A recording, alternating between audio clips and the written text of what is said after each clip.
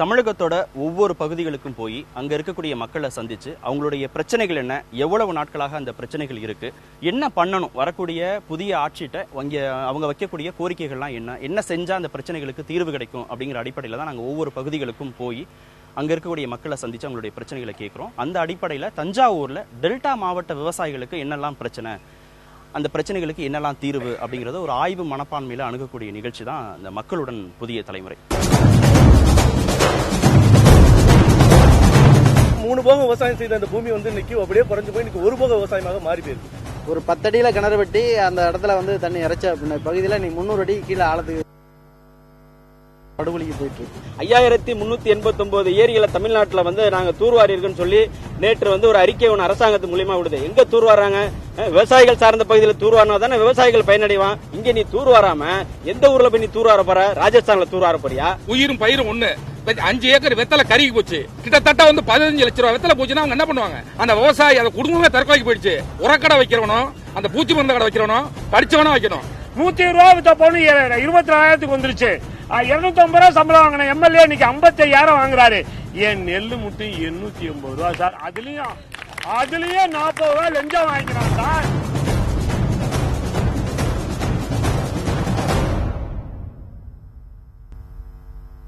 Delta மாவட்ட விவசாயிகளுக்கு இருக்கக்கூடிய பிரதானமான பிரச்சனைகள் என்னென்ன?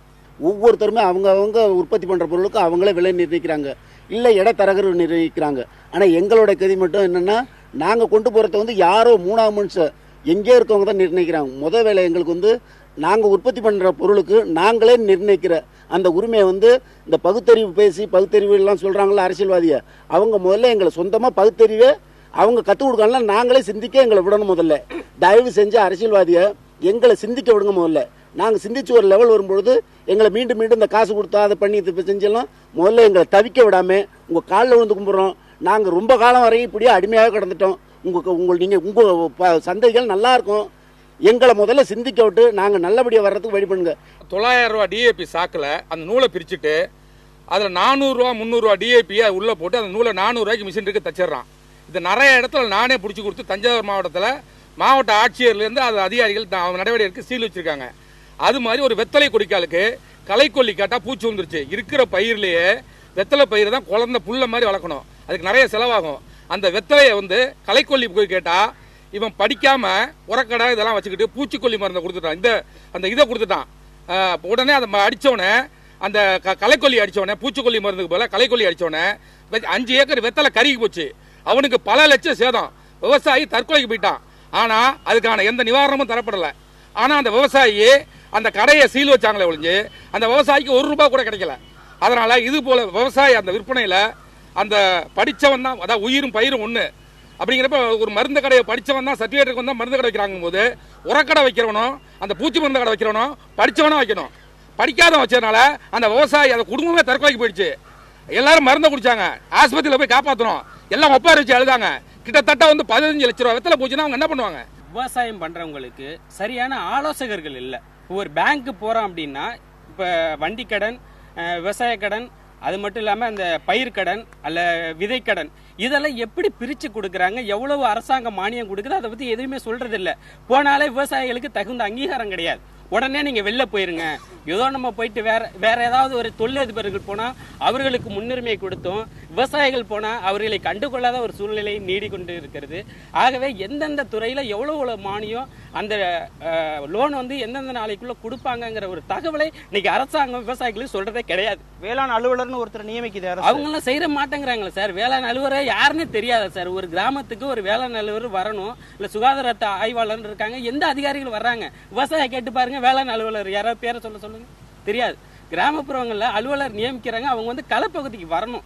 அவங்க அதனுடைய திட்டங்கள் சொன்னாதான் மக்கள் அரசோட திட்டத்தை எளிமையா பெற முடியும். காவிரி டெல்டான்னு சொன்னாலே தஞ்சை நாகை திருவாரூர் மாவட்டத்தோட திருச்சியில அந்த முசிறியிலே பார்த்தா ஆரம்பிக்குது. முசிறி பயிர் தான் ஆரம்பிக்குது. எங்களுக்கெல்லாம் 11 மாசம் தண்ணி வரும் காவிரியில. முதல்ல குருவை சாவடி பண்ணுவோம், அதுக்கப்புறம் சம்பா சாப்பிடுவோம், அடுத்தது கோடை. 11 மாதம் வருஷத்தில் 11 மாதம் அந்த எங்கள் ஏரியாலாம் வந்துக்கிட்டு இருந்துச்சு. இப்போ ஒரு போகம் சாவடி பண்ணவே தண்ணி வரல. எங்கள் ஊர்லலாம் 15 அடியில் தண்ணி இருந்துச்சு முதல்ல. ஏற்று சால் பிடிச்சி ஏற்று இறச்சிட்டு இருந்தாங்க. இப்போ கிட்டத்தட்ட 150 அடி 200 அடி 250 அடிக்கு தண்ணி போச்சு. இப்போ நான்லாம் வந்து விவசாய ஆட்கள் கிடைக்கலங்கிறதுக்காக ஒரு 1200 தென்னை மரம் வச்சுருந்தேன். 800 மரம் காஞ்சி போச்சு போன வருஷம். இந்த அரசாங்கம் வந்து எந்த விதமான நிதியும் ஒதுக்கீடு செய்யாம ஏரிய தூர்வாரணும் அதை தூர்வாரணும்னு சொல்லிட்டு பொய்யான ஒரு அறிக்கையை தான் மக்களுக்கு வந்து அரசாங்கம் வந்து வெளிப்படுத்துது. 5389 ஏரிகளை தமிழ்நாட்டில் வந்து நாங்கள் தூர்வாரி இருக்குன்னு சொல்லி நேற்று வந்து ஒரு அறிக்கை ஒன்று அரசாங்கத்து மூலியமா விடுது. எங்க தூர்வாராங்க? டெல்டா மாவட்டம் விவசாய சார்ந்த பகுதி. இந்த பகுதியில தான் வந்து தூர்வாரணும். இங்க நீ தூர்வாராம எந்த ஊர்ல போய் நீ தூர்வார போற? ராஜஸ்தான்ல தூர்வார போறியா? விவசாயிகள் சார்ந்த பகுதியில் தூர்வாரினா தானே விவசாயிகள் பயனடைவான். அதை விட்டு நான் 5389 ஏரிகளை நான் வந்து தூர்வாரி இருக்குன்னா யாரை ஏமாத்துற வேலை இது? இந்த விவசாயத்துல சம்பந்தமா பாத்தீங்கன்னா விவசாயிகள் வந்து 100% இருக்கிறவங்கல ஒரு 20% கொஞ்சம் விவரமான நபர்கள் இதையெல்லாம் கையாண்டு ஓரளவு அவங்க திருப்தி ஆயிடுறாங்க. அவங்க தான் இந்த விவசாயத்துக்கான லோன்களை வாங்குவது, திரும்ப வந்து அதை கட்டுவது, இந்த மாதிரி மானிய தொகைகளை ஈடுபடுவது, இந்த மாதிரி ஒரு வளர்ந்து போன ஒரு 100% இல்லை 10% தான் இருப்பாங்க. அவங்க மட்டும்தான் இந்த மாதிரி வெளிச்சத்துக்கு வர்றாங்க, பேசிட்டு இருக்கிறாங்க. பாக்கி 90% விவசாயிகள் எதையுமே கண்டறியாமல் ஒரு 5 ஏக்கர் கம்மியாக இருக்கிறவங்கலாம் எந்த எலிஜிபிளும் வர்றதில்லை, அவங்க லோன் வாங்குறதுக்கு எதுவும் வர்றதில்லை.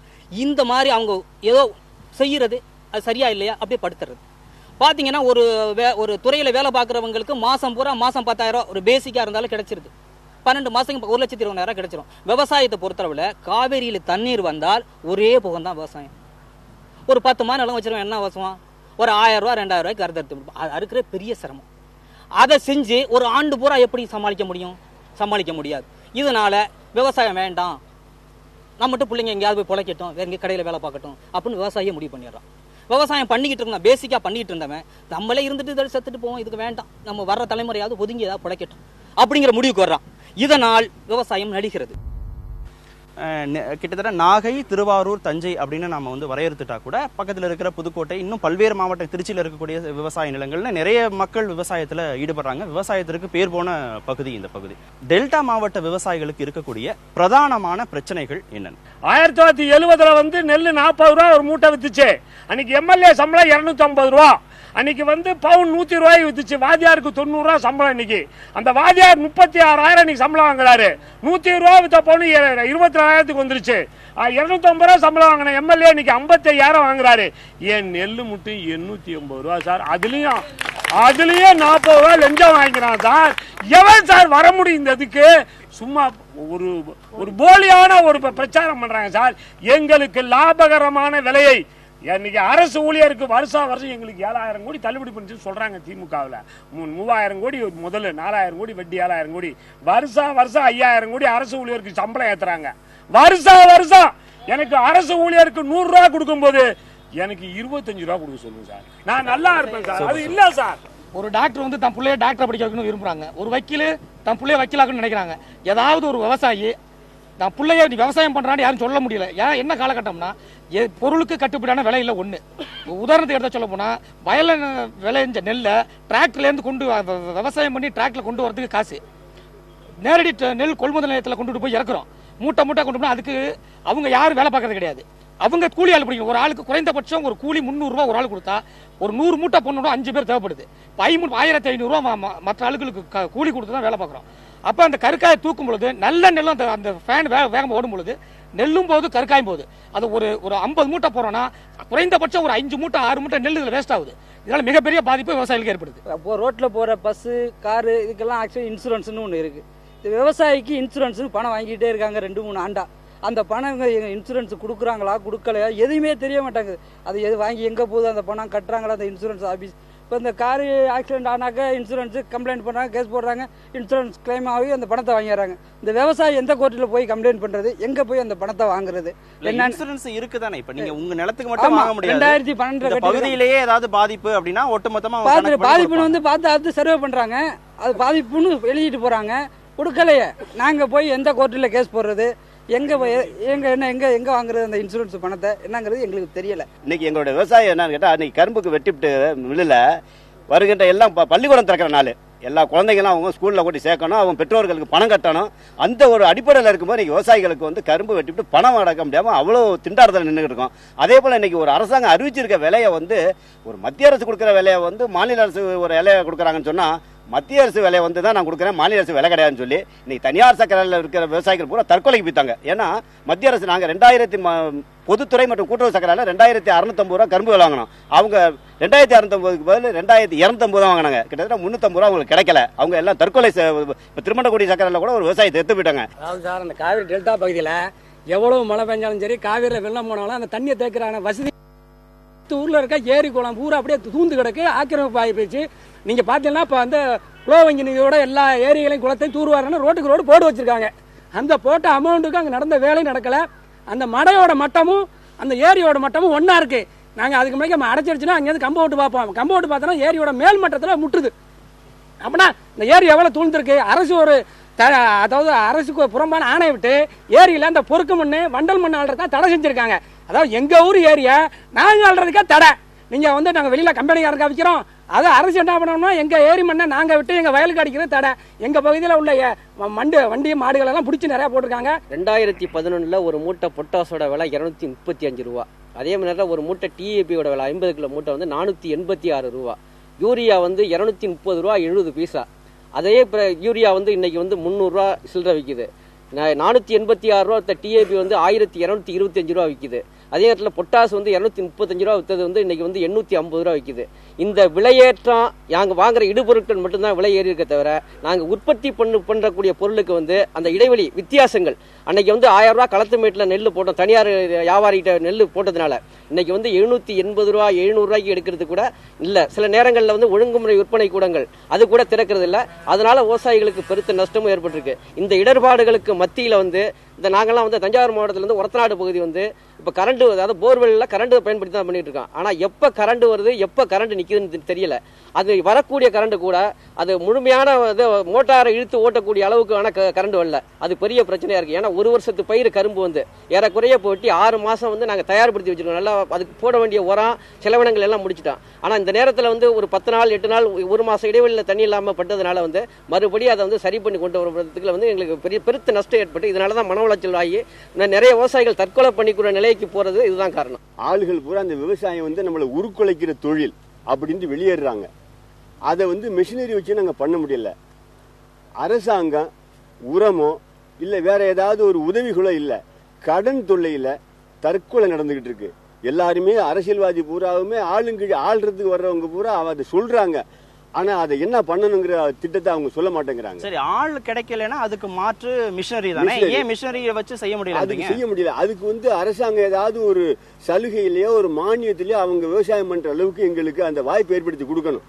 அது மட்டும் இல்லாம மிஷின் எல்லாம் பற்றாக்குறையா இருக்கு, ரொம்ப பற்றாக்குறையா இருக்கு. ஒரு போர் போடணும்னா ட்ரில்லு ஒரு தாலுகாவுக்கு 6 தான் இருக்கு. அங்க வந்து ஒரு தாலுகாவில் கிட்டத்தட்ட ஒரு 50-60 கிராமங்கள் இருக்கு. இந்த 6-7-10 ட்ரில்லை வச்சு போட முடியாது. சில வேளாண்மை துறையில் வந்து கம்பரசரே இல்லாமல் இருக்கு. அப்போ அதில் வந்து மிகப்பெரிய பாதிப்பு இருக்கு. தனியார் வந்து போட்டி போட்டு அவங்க பண்ணி கொடுக்க முடியல. இதெல்லாம் பண்ணும்போது பைப்பெல்லாம் வந்து அதிகமான விலையில் இருக்கு. பைப்பு கம்பெனிகளுக்கு தான் அந்த சலுகையை தர்றாங்களே தவிர விவசாயிகளுக்கு கொடுக்கல. அது மட்டும் இல்லை, 200 மீட்டர் இருந்தால் தான், 200 மீட்டருக்கு தாண்டி இருந்தால் தான் 50,000 ரூபா மானியங்கிறது வந்து 25 வருஷமா இருக்கு அந்த நடைமுறை. இப்போ 200 பங்கு விலை உயர்ந்திருக்கு. ஆனால் அந்த 50,000 ரூபா மானியங்கிறதுக்கு 20,000 ரூபா அதில் போயிருது அவங்கள கவனிக்கிறதுல. ஆனால் அந்த 50,000 இருக்கு. 200 அடி 100 அடிக்குள்ள இருந்தா சர்வீஸ் கொடுக்கலாம், 100 அடி வரைக்கும் இருந்தா சர்வீஸ் கொடுக்கலாம் சொல்றாங்க. சரி, சூப்பர். நீங்க சொன்னல முக்கியமான பாயிண்ட், மிஷினரிஸை வச்சு கூட பண்ண முடியல. ஏன்னா மிஷினரி பற்றாக்குறையா இருக்கு. நல்ல பாயிண்ட். அன்னைக்கு வந்து மாற்று ஆள் வச்சு விவசாயம் பண்ணிக்கிட்டாங்க. ஒரு குடும்பத்துக்கு இன்னொரு குடும்பத்துக்கு உதவி. இன்னைக்கு அந்த பண்பெல்லாம் இன்னைக்கு கிராமங்களில் இல்லாமல் போச்சு. ஆனால் வேலையாள் பிரச்சனை தேசிய வேலை உறுதியளிப்பு திட்டத்தின் கீழே வந்து இன்னைக்கு அந்த வேலைக்கு வந்து மக்கள் போகிறதுனால ஒவ்வொரு விவசாயியும் தனிமைப்படுத்தான் நிற்கிறாங்க. அவங்க தோட்டத்தில் வேலை செய்யறதுக்கு ஆளே கிடையாது. முடிஞ்சால் அவங்க செய்யலாம், அதுக்கு மேலே ஆள் இல்லை. இப்போ நான் கூட அதுக்கு முன்னாடியே ஒரு 10 வருஷத்துக்கு முன்னாடி வேலை ஆள் கிடைக்கலங்கிற பிரச்சனைக்காகவே என் தோப்பெல்லாம் தென்னை போட்டேன். இன்றைக்கி பார்த்தீங்கன்னா தேங்காய் விலை வந்து 5 ரூபா 50 காசுக்கு வந்துருச்சு. இதை விற்கிறதுக்கு வழி இல்லாமல் வந்து வெளியில் சொல்ல முடியாத ஒரு சூழ்நிலை மனநிலையெல்லாம் நான் வாழ்ந்துட்டுருக்கேன். அது மட்டும் இல்லாமல் வந்து நிலத்தடி நீர் வந்து வெகுவாக குறைஞ்சி போச்சு. ஒரு 10 அடியில் கிணறு வெட்டி அந்த இடத்துல வந்து தண்ணி இறைச்ச பகுதியில் இன்றைக்கி 300 அடி கீழே ஆழத்துக்கு தண்ணி போயிடுச்சு. இன்னும் பார்த்தீங்கன்னா எங்களுக்கு ஒட்டி அடுத்த பகுதியெல்லாம் 600 அடி போயிடுச்சு. 600 அடி தண்ணி எடுக்கிற பெரிய பிரச்சனையாக இருக்குது. அப்போ அதுக்கு அடுத்து விவசாயம் பண்ணுறதுக்கு பெரிய முதலீடு வேண்டியிருக்கு. அதுக்கடுத்து வேலையாள் வேண்டியிருக்கு. கிட்டத்தட்ட வந்து எல்லாமே வந்து பெரிய படுகொலிக்கு போயிட்டுருக்கு. விவசாயங்கிறது பெரிய அளவில் படுகொலிக்கு போயிட்டுருக்கு. இந்த இளைய தலைமுறை வந்து ஓரளவுக்கு படிச்சிருக்காங்க. அவங்க வந்து ஏதோ பக்கத்து கடைகளில் பக்கத்தில் நகரங்களில் ஏதோ வேலைக்கு போகிறாங்க. அடுத்து வந்து இளைஞர்கள் நிலம் இல்லாதவங்க திருப்பூர் பக்கம் போயிடுறாங்க. அதில் வயதானவங்க தான் அந்த கிராமங்களில் தங்குறாங்க. அந்த வயதானவங்களுக்கு தேசிய வேலை உறுதியளிப்பு திட்டம் கொடுத்ததுனால அவங்கெல்லாம் போய் ஏதாவது மரத்து நிலையில் தூங்கிட்டு இருக்காங்க. அங்கே எந்த வேலையும் நடக்கலை. உண்மையில் எனக்கு வந்து ரத்த அழுத்தம் அதிகமானதெல்லாம் இது மாதிரி இடங்களை பார்க்குறப்ப தான். நம்ம உழைக்கிறதுக்கு இந்த தோட்டத்தில் ஆள் இல்லாமல் நாங்கள் கஷ்டப்பட்டுட்டு இருப்போம். ஆனால் அந்த உழைக்கக்கூடிய மக்கள் போய் பார்த்தீங்கன்னா ஒரு இடத்துல ஓய்வு எடுத்துகிட்டு இருப்பாங்க. அவங்களுக்கு சரியான வேலையும் கொடுக்கல. அதே முதல்ல அந்த பொறுப்பாளர்கள், அதாவது அந்த ஊராட்சிகள் உள்ள பிரதிநிதிகள் வந்து சரி பயிற்றுவிக்கப்படலை. இன்னைக்கு மாஞ்சோண்டா கம்பெனி வெளிநாட்டு விதைகள் வந்தது, பாரம்பரிய விதைகள் அளிக்கப்பட்டது, அது ஒரு பிரச்சனை. அடுத்து இடுபொருள்கள் அரசாங்கம் கொடுப்பதிலே இன்றைக்கு காலம் கடத்துகிறது அல்லது முறையாக கிடைப்பதில்லை, இது பிரச்சனை. இதெல்லாம் தாண்டி விவசாயம் செய்கிற பொழுது மழையாலோ வெள்ளத்தாலோ அல்லது வறட்சியாலோ பூச்சியாலோ பாதிக்கப்பட்டால் அதற்குரிய நிவாரணத்தை இழப்பீடை கொடுப்பது அரசாங்கம் இன்றைக்கு முழுமையாக செய்வதில்லை. இதெல்லாம் தீர்க்கப்பட வேண்டும். இதெல்லாம் தாண்டி விவசாயம் செய்தால் இன்றைக்கு கட்டுப்படியான விலை இது கிடைப்பதில்லை. கட்டுப்படியான விலை கிடைக்காத பொழுது இந்த விவசாயிகள் இந்த தொழிலை விட்டுவிட்டு வேறு தொழிலுக்கு செல்ல வேண்டிய அவசியத்தை அரசாங்கமே ஏற்படுத்துகிறார்கள் என்பதுதான் இன்றைக்கு நிதர்சனமான உண்மை. வாழை விவசாயம் செய்யக்கூடிய விவசாயிகள் அந்த வாழை கண்ணை போட்டு அதை உற்பத்தி செய்து தாறு ஈண்டெடுக்கிறதுக்கு கிட்டத்தட்ட 1 வருடம் ஆகிறது. 10 மாதத்திலிருந்து 1 வருடம் ஆகிறது. அந்த காலகட்டத்தில் 5 முறை அவங்க அதற்கான உரங்கள் இட வேண்டியிருக்கிறது. அந்த உரம் என்பது விலை நிர்ணயம் விவசாயிகளுடைய சூழ்நிலைக்கு அப்பாற்பட்டு கூடுதலாக இருக்கிறது. அது எப்படி ஏற்றுறாங்க என்னங்கிறது தெரியவில்லை. அந்த சூழலில் அந்த வாழையை அறுவடை செய்து மார்க்கெட்டுக்கு செல்கின்ற பொழுது மிகவும் குறைந்த விலையில், அடிமாட்டு விலையில் அதை வாங்குகிறார்கள். அந்த அடிப்படையில் விவசாயிகள் மிகவும் மோசமான வேதனை அடைகிறார்கள். தீவிர விவசாயம் பண்ணணும்னு முப்போகம் சாகுபடி பண்ணுறாங்க. அதுக்கெல்லாம் அடிப்படை மின்சாரம். மின்சாரம் வந்து மும்முனை மின்சாரம் எப்போ வரும் எப்போ வராதுங்கிறது சரியான அறிவிப்பு கிடையாது. 3 பேஸ் ஓட்டக்கூடாதுங்கிறாங்க. இவன் ஆர்வ கோளாறில் மோட்டரை போட்டுடுறான், காயில் போயிடுது, பம்பு போயிடுது. அது நிறையா செலவாகுது. இது எதிர்பாராத செலவு. அதே நேரத்தில் அந்த மோட்டாரெல்லாம் ஒரு டிரான்ஸ்பாரத்துக்கு வந்து 5-6 மோட்டார் இருக்குது மின்மாற்றிக்கு. அது திடீர்னு அடிபட்டு போகுது. அதை போய் சொன்னால் எங்கள்கிட்ட ஒன்றும் இல்லை, ஆயில் நீங்கள் தான் வாங்கி கொடுக்கணும், கத்தி நீங்கள் தான் வாங்கி கொடுக்கணும், ஒயர் நீங்கள் தான் வாங்கி கொடுக்கணும்னு அதெல்லாம் விவசாய தலையில் சுமத்துறாங்க. அது சரி சொல்லி செஞ்சு வர்றதுக்கு 1 வாரம் 10 நாள் ஆயிடுது. அதே மாதிரி 6 வருஷம் 7 வருஷத்துக்கு மேலே போர் போட்டு புதுசாக சப்பளை கிடைக்காம பல குடும்பங்கள் நகை விட்டு துயரப்படுறாங்கிறத என்னுடைய கருத்தாக தெரிவிச்சுக்கிறேன். நம்ம விதைய கடன் வாங்கி உரத்தை கடன் வாங்கி திருப்பி கடைசியில் அந்த பணம் வந்து எதுக்கும் பிரயோஜனம் ஆகுது.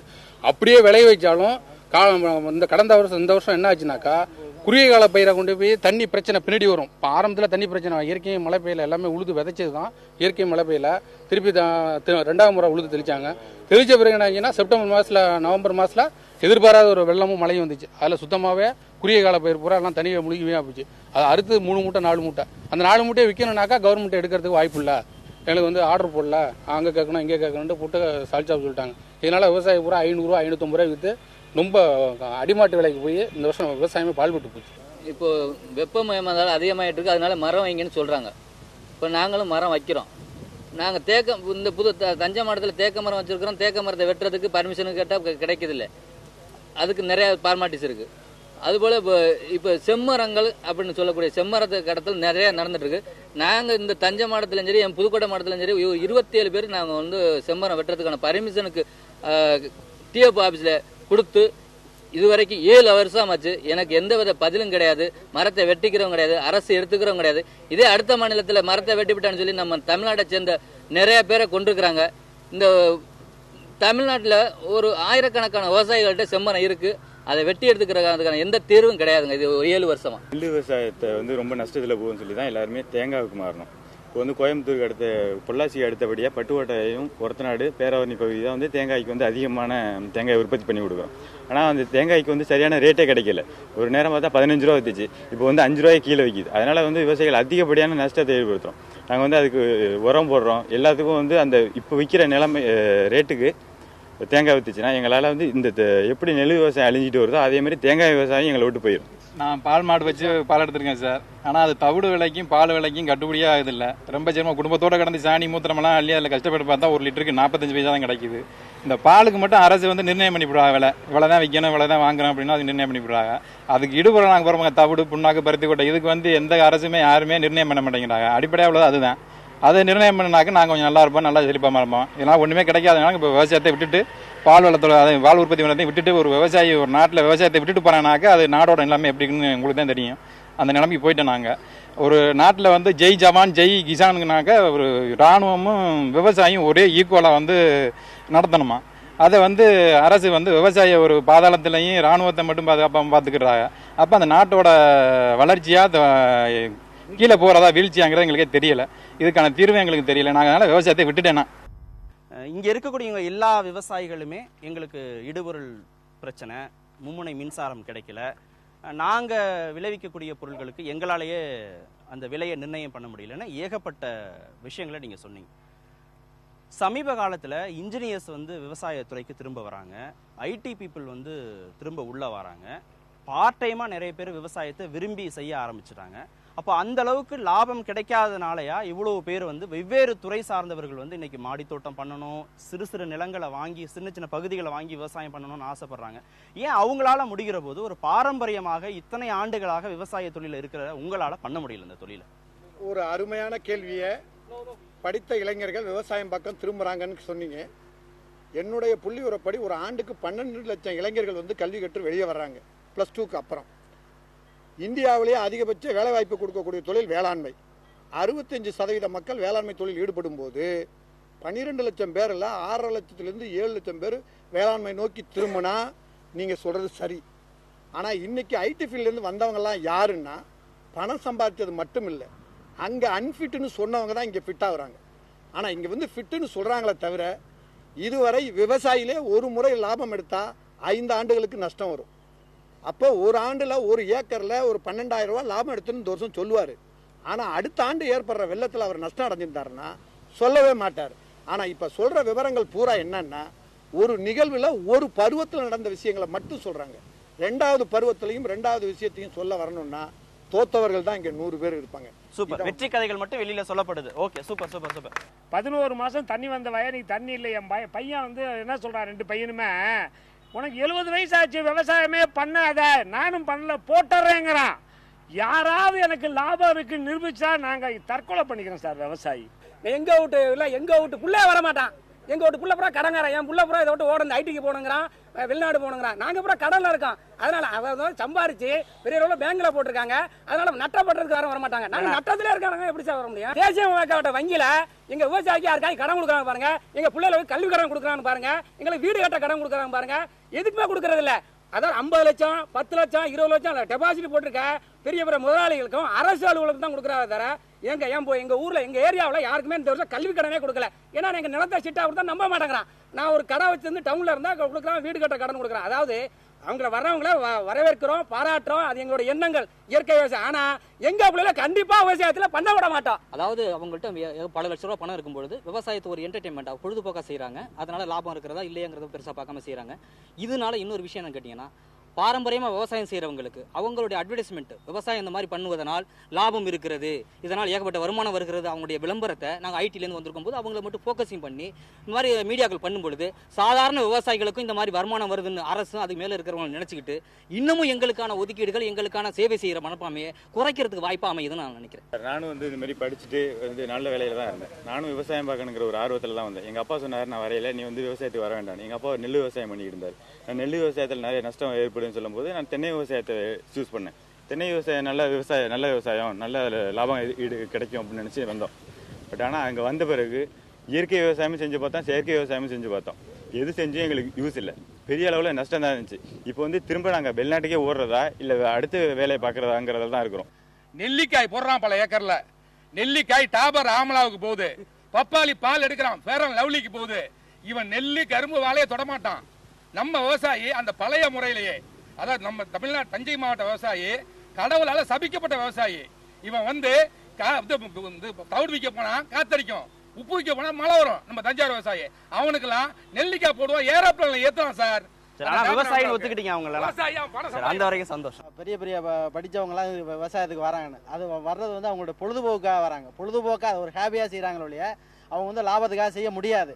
எடுத்துக்காட்டாக சொல்கிறேன், எங்கள் ஊர் பக்கத்தில் வந்து வெளிநாட்டில் வேலை பார்த்தவங்க வேலையெல்லாம் விட்டுட்டு வந்து இங்கே வந்து மாடு வளர்ப்பு தொழில் ஆரம்பித்தாங்க, ஆடு வளர்ப்பு தொழில் ஆரம்பித்தாங்க. 6 மாதம் தான், இப்போ காணாமல் போயிட்டாங்க. ஒரே ஒரு கேள்வியை மட்டும் உங்ககிட்ட நான் கேட்குறேன். இன்னைக்கு விவசாய இதழ்கள் வந்து தமிழ்நாட்டில் இந்திய அளவில் பெரிய அளவில் நிறைய விவசாய இதழ் வருது. இது எதை காட்டுன்னு நீங்கள் நினைக்கிறீங்க? விவசாயிகள் நிறைய ஆர்வமாயிட்டாங்க, விவசாயம் நிறையா படிக்கிறாங்க, விவசாயத்தில் அந்த அளவுக்கு வளர்ச்சி அடைஞ்சு நினைக்கிறீங்களா? விவசாயி நாம் ஏதாவது செஞ்சு கடத்தேற மாட்டோமாங்கிற ஒரு ஏக்கம், அந்த ஏக்கத்தை காசாக்குறாங்க. அதை யார் பெரிய முதலாளிகள் தான் வச்சுருக்காங்க. எந்த விவசாயியாவது விவசாயத்தில் நடத்துகிறானா? யாரும் கிடையாது. அந்த விவசாயியோட ஏக்கத்தை கூட காசாக்குற வேலை தான் விவசாயத்தில் இந்த இன்னைக்கு அளவு பெரிய அளவில் வளர்ந்துருக்கு. ஆனால் எந்த விவசாயம் வளரலை. அவங்க வர்றவங்கலாம் அவங்க போதுமான அளவுக்கு கையில் பணம் இருப்பு வச்சிருக்கிறதுனால செஞ்சு பார்க்கலாங்கிற ஒரு ஆசையில் வராங்களே தவிர, இதை செஞ்சு பார்த்தாங்கன்னா மரத்தை விட்டுட்டு போயிடுவாங்க. ஏன்னா இந்த இப்போ இருக்கிற விலை அது மாதிரி உற்பத்தி பண்ணுற காசு, உற்பத்தி பண்ணுற செலவுக்கு மேலே லாபகரமானதாக இருந்தால் தான் தொடருவாங்க. ஆனால் லாபகரமாக இருக்காது. ஏன்னா நான் அது மாதிரி விட்டுட்டு பாமாயில் போட்டிருக்கேன். எப்படி நெல் விவசாயம் 3 போகம் சாகுபடி பண்ணானா அதை கணக்கெல்லாம் பார்த்துட்டு மறுதலை பாமாயில் போட்டோம், நிலம் இருக்கட்டும் அப்படிங்கிறதுக்காக வேண்டி. இப்போ அதுக்கும் விலை இல்லாமல் இப்போ என்ன சங்கத்தில் இருக்கிறவங்க ரொம்ப பேர் பிடுங்கி போட்ட ஆரம்பிச்சிட்டாங்க. அவர் பேசும்போது ரொம்ப முக்கியமான ஒரு பாயிண்ட் சொன்னார். பெரிய விவசாயிகள் எல்லா பேங்க் லோனையும் வாங்கிக்கிறாங்க, மானியங்களை வாங்கிக்கிறாங்க, அரசுடைய திட்டங்களை எல்லாம் மிக சரியாக புரிஞ்சுக்கிறாங்க, லாபம் பார்க்குறாங்க. ஒரு 20% விவசாயிகள் லாபம் பார்க்குறாங்க. மீதி இருக்கக்கூடிய 80% விவசாயிகளுக்கு இதெல்லாம் என்ன நடக்குதுன்னே தெரியாது. அரசோட மானியம் என்ன, பேங்க் லோன் எங்கே கிடைக்கும், எவ்வளோ வாங்கணும். இன்னொருத்தர் கூட அந்த கருத்தை பதிவு பண்ணார். ஏன் இந்த பெரிய விவசாயிகளுக்கும் இந்த சிறிய விவசாயிகளுக்கும் இவ்வளவு இடைவெளி? பெரிய விவசாயிகள் தொடர்ச்சியாக லாபம் பார்க்கறாங்க விவசாய தொழில்கள் மூலமாக, சிறிய விவசாயிகள் தொடர்ச்சியாகவே நஷ்டத்தை சந்திக்கிறாங்க. 1 ஏக்கர் நிலம் வச்சிருக்கவனுக்கு 10,000 ரூபாய் நஷ்டம் அப்படின்னா 50 ஏக்கர் நிலம் வச்சிருக்கவனுக்கு 5 லட்சம் ரூபாய் நஷ்டம். அவனுக்கு இன்னும் கொஞ்சம் கூடவே தான் இருக்கும். 3 ஏக்கர் 2 ஏக்கர் நிலம் வச்சிருக்கவன் அவனுடைய உடல் உழைப்பு அதில் இருக்கும். 10 ஏக்கர் 20 ஏக்கர் நிலம் வச்சிருக்கவன் லேபரை கொண்டு போய் வச்சு வேலை பார்ப்பான். லேபரே கிடைக்கல, எல்லாம் 100 நாள் வேலைக்கு போயிடுச்சு. எல்லாம் வந்து டாஸ்மார்க்கில் போய் எனக்கு சரக்கு வாங்கி கொண்டாந்து கொடுக்கணுங்கிறான். தண்ணி அடிச்சாதான் வேலை பார்க்கறான். மனித சக்தியே இல்லாம போயிட்டு அப்படி இருக்கிற ஒரு காலத்துல வந்து எவன் எவ்வளவு நிலம் வச்சிருக்கானோ அந்த அளவுக்கு அவனுக்கு நஷ்டம். அதிகாரி அதுக்கு உடத்தையா இருக்கிறாங்க. பெரிய அதிகாரி பெரிய விவசாயியா இருக்கிறவங்கள பார்த்தா கவனிச்சுக்கிறாங்க, அவங்களுக்கு என்ன செய்யணுமோ செய்யறாங்க. ஐயா உடனே என்ன பண்ணா நைட்டா தொலைபேசியை தொடர்பு கொண்டு இந்த மானியம் வந்திருக்கு, உடனே வந்து வாங்கிட்டு போயிருங்க, இல்லைன்னா எல்லாரும் வந்துருவாங்க அப்படின்னு ஒரு செய்தியை சொல்லிடுறாங்க. இவன் என்ன பண்றான், வரைஞ்சு கட்டிட்டு அவன் போய் வாங்கிட்டு போறான். இந்த சிறிய விவசாயி காசு கொடுக்கவும் வழி இல்லை, அவனுக்கு அதுவும் தெரியறது இல்லை. அதனால இந்த விவசாயிகள் அவங்களுக்கு கிடைக்கிறது இல்லை. கூட்டுறவு சங்கத்தில் ஏற்கனவே யார் லோன் வாங்கினாங்களோ அவங்க தான் லோன் கொடுக்குறாங்க. புதுசா லோன் யாருக்கும் கொடுக்கறது இல்லை. லோன் வாங்கி லோன் அடைச்சவங்களுக்கு லோன் கொடுக்குறாங்களா, லோன் வாங்கினாவே போதுமா? ஏற்கனவே லோன் வாங்கி கட்டி இருந்தவங்களுக்கு மட்டும்தான் இது லோன் கொடுக்குறாங்களே தவிர ஒரு 5 வருஷமா, இப்போ ஒரு 5 வருஷம் எடுத்துங்க, இந்த 5 வருஷத்துக்கு முன்னாடி யார் வாங்கியிருந்தாலும் அவங்க தான் வாங்கலாம். இப்போ புதுசா ஒரு விவசாயி போய் லோன் கேட்டாங்கன்னா அவங்க கொடுக்கறது இல்லை. ஏற்கனவே எங்க சொசைட்டியில யார் லோன் வாங்கிட்டு இருக்காங்களோ அவங்களுக்கு தான் கொடுக்குறாங்கிறாங்க. அப்படி பாத்தீங்கன்னா பெரிய விவசாயிகள் தான் ஏற்கனவே வாங்கிட்டு இருப்பாங்க. அப்ப இந்த சிறு விவசாயிகளுக்கு அது கிடைக்கிறது இல்லை.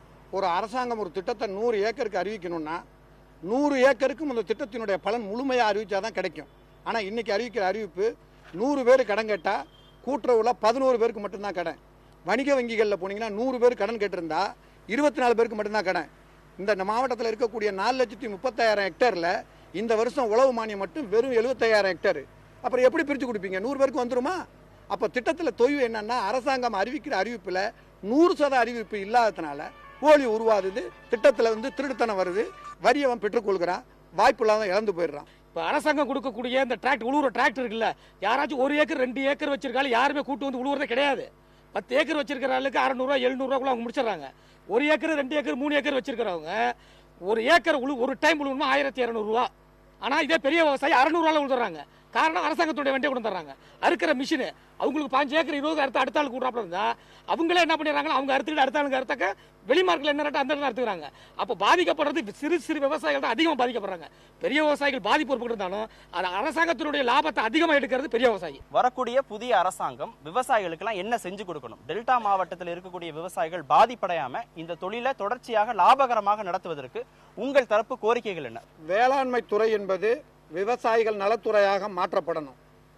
வேளாண்மை செழிக்கணும்னா 8 வகையான கோட்பாடுகளை சரிப்படுத்தணும். அதில் முதல்ல நிலம், அடுத்தது நீர், அடுத்தது வந்து வங்கி கடன், 3வது எந்திரமயமாக்கல், விற்பனை வாய்ப்பு, காப்பீடு, இப்படி வரிசலா சொல்லிட்டு வரலாம். விவசாயம் சம்பந்தமான விவசாயிகளும் இது துறை சார்ந்த அரசு துறை அதிகாரிகளும் கலந்த ஒரு அமைப்பு, ஒரு குழு இருக்கணும்.